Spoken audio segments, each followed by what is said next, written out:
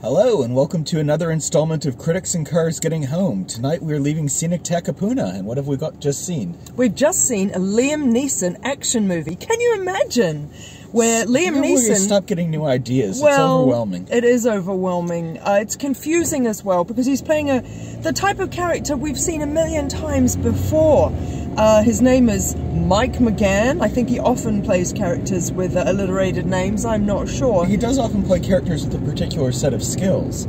And this character's set of skills is driving on the ice road. Did we say it's the ice road? No, we didn't. Right. But it's convenient that his character has those set of skills. Exactly. That's the name of the film. And the film has a relatively straightforward premise. In fact, some might say incredibly straightforward premise, whereby he has to assemble a team of people who are expert at driving along a road made of ice.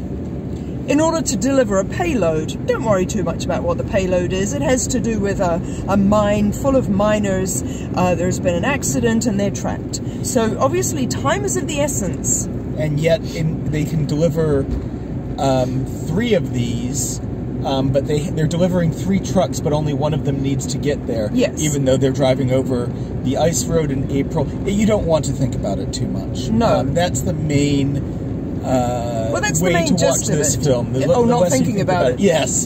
True. So, little to step back, it's written and directed by a fellow named Jonathan Hensley, who cut his teeth writing films that you shouldn't think too much about, like Armageddon. Has he directed anything before, or is he just a writer? He directed the one of the Punisher films that came out in 2004. Who's the Punisher? One of those Marvel Comics characters. I think it was Dolph Lundgren in that one. Okay, fine. No, that might have been the Thomas Jane one, excuse me.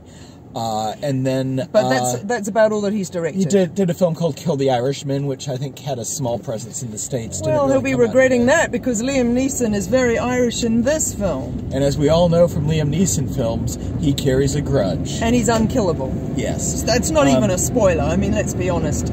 We were talking before the movie with a friend of ours about Tom Cruise, and our friend made a really interesting and I think salient point that Tom Cruise... actually for whom I have a lot of respect, never plays low-status characters. So he never really plays anybody who's an out-and-out loser and who's likely to lose. And it occurred to me at the end of The Ice Road that even though Liam Neeson is really good at playing everyman characters, you know, there's nothing highfalutin about him at all, but he similarly never really plays low-status characters. Yeah, and that's kind of a specific, like, acting term, because status is in a dramatic sense isn't about who has more money, it's about who's dominant in the scene. And we all see films where there's somebody who is the high money, the rich Weasley guy that, you know, has more material wealth but is low status. And once they've been punched in the nose by a Liam Neeson character, for example. Yes, and he does a fair bit of nose punching in this film. Of course. Now, the ideal version of this movie, to me, is similar to films like Wages of Fear and Sorcerer, which are 2 films that I love, that are both about driving trucks in long, perilous circumstances. With a payload that's got to get to where it's going. With very complicated technical driving skills that are required, the certain speeds, all these kind of tensions. And there's a bit of juice in the film about the actual physicality of driving the ice road, but well, I mean, to be honest, I was very interested in, although they rush over these scenes, I noticed, but very interested that if a massive truck, when I say capsizes, tips over, I was like, well, no one's going to be able to pull that up, and they, this isn't really a spoiler, and they show you how that works, and I was like, oh, okay, I'm learning something. Yeah, something I can apply to real life. And all the different things that they pull together. It's like, oh, and this is really cool. And actually just a film that really, in a sort of Michael Mann process kind of way, documented how you get through all of these things. The workings of the workings of an industry, I suppose, in which you and I will never work, Doug.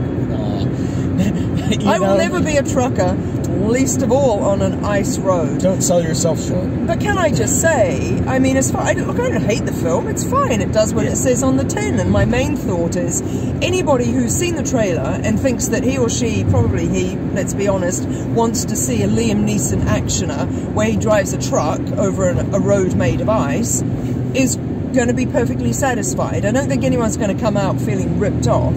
Well, yeah, unless they want the computer graphics to not look like they've come off an Xbox game from 2008. Oh, you see, and I didn't really notice that particularly. Oh, I didn't really notice, I guess. But it's so simple. In its favour, I would say, and there isn't a whole heap, but one of the characters is a woman. It doesn't pass the Bechdel test because there are literally no other women in it for her to talk to, but she does at least have a name and she does at least have a solid role. And she is Native American. And makes a thing of being Native American because this is about mining and it's about territory and who's the real indigenous owner of the territories and that sort of thing. I thought that was good.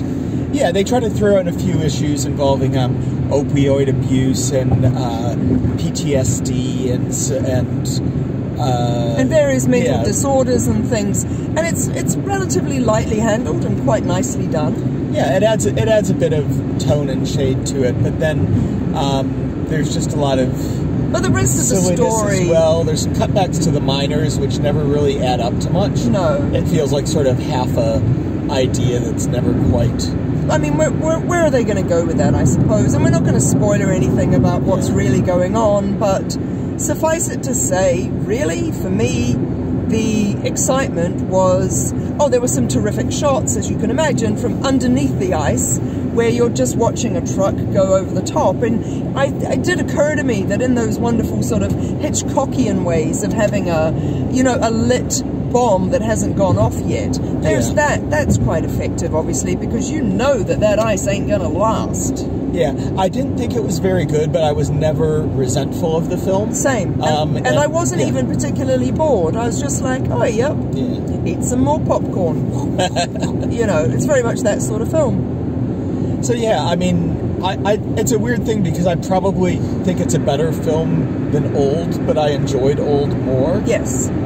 Old is the new M. Night Shyamalan film. You'll be hearing about that from us pretty soon, I hope, and or if you probably by the time you've heard this, actually. Yeah, and oh no, that's cray-cray for a whole lot of reasons. It's trying to be clever, it's trying to do things, it's wacky, and bits of it are great and bits of it are terrible, so yes, it's a much more diverting film. This is much more middle of the ice road.